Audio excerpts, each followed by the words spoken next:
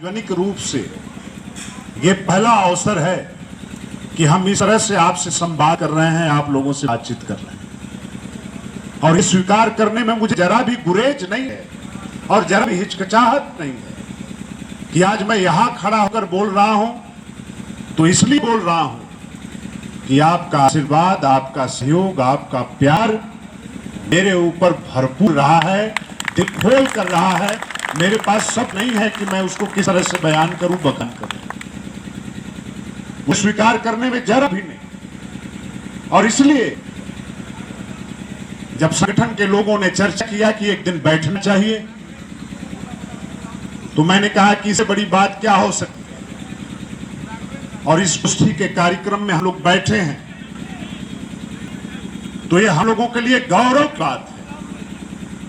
मैंने कहा कि मालिक ने हमको वो क्षमता दी है कि हम बेजान चीज में भी जान डाल देते हैं, अव्यवस्थित चीजों को भी कहने की कुवत हमारे अंदर है। हम जो चाहते हैं वो कह देते हैं। भगवान ने हमको वो क्षमता दी है और इस नाते मैं नौजवानों से विशेष तौर पर कहना चाहता हूं, आपके संगठन की चर्चा कई दिनों से हो रही है, महीनों से हो रही।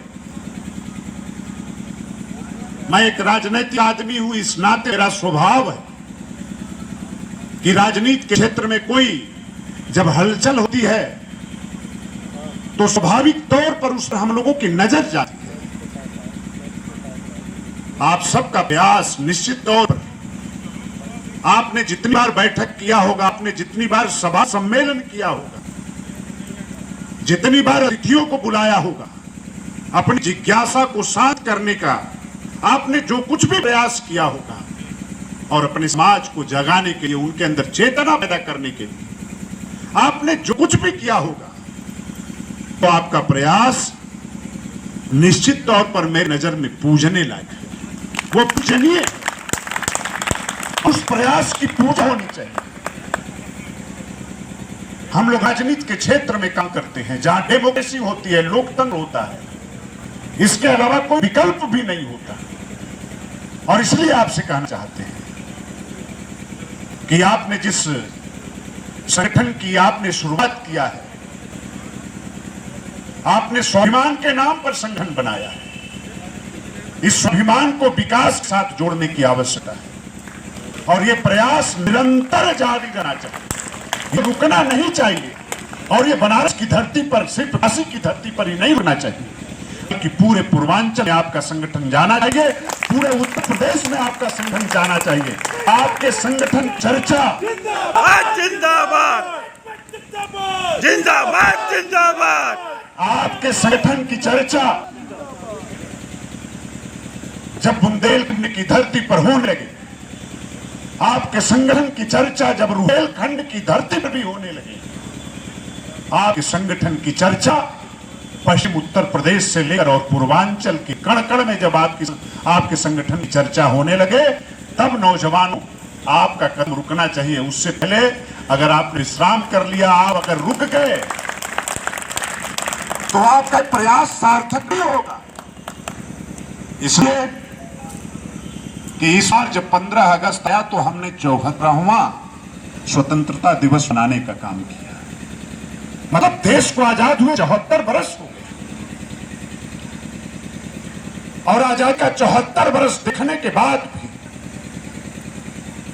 अगर हमारे 20% लोग सिर्फ शिक्षित हो, आजादी का 74 बरस देखने के बाद भी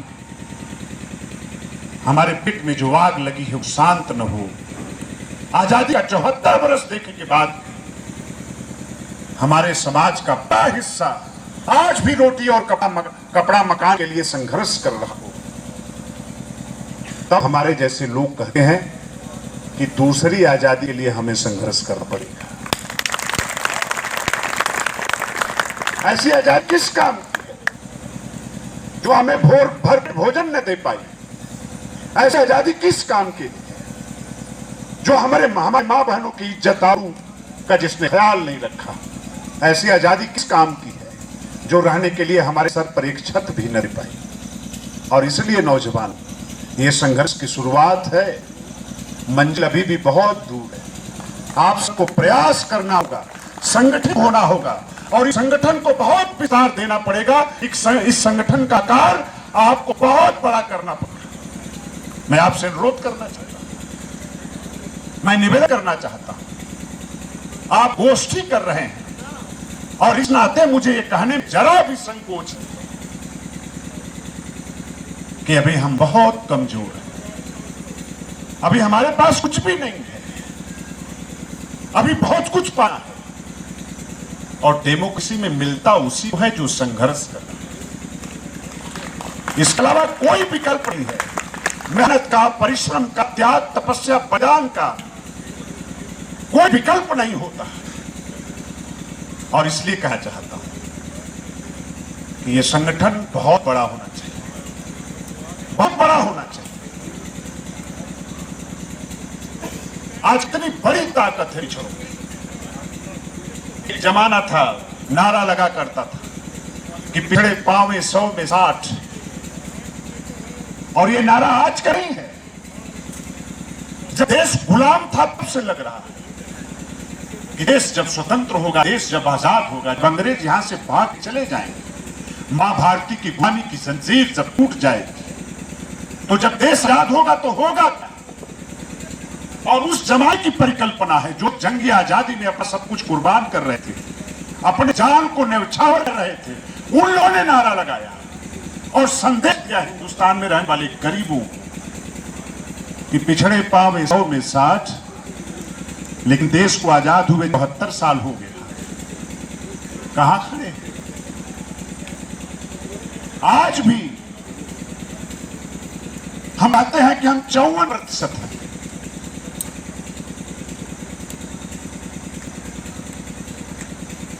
आज इस गोष्ठी के अवसर पर मैं आप सभी लोगों से निवेदन करना चाहता हूं, आप सभी लोगों से विनती करना चाहता हूं। मैं पीछे दिनों एक वीडियो मैंने जारी किया था।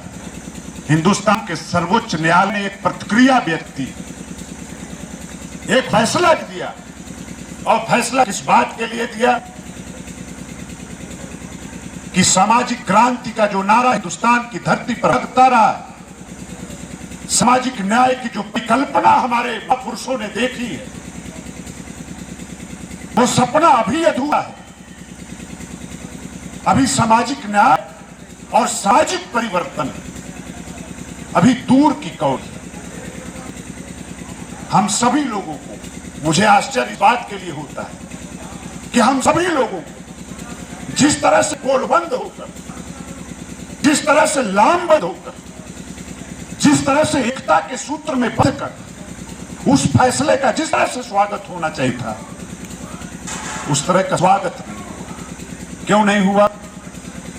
यह हमारी राजनीतिक नासमझी का यह प्रमाण है। जब कभी भी आप सभी लोगों से कहना चाहता हूं, समय कम है, दूर आप जाना भी है, और हमारे साथियों ने मन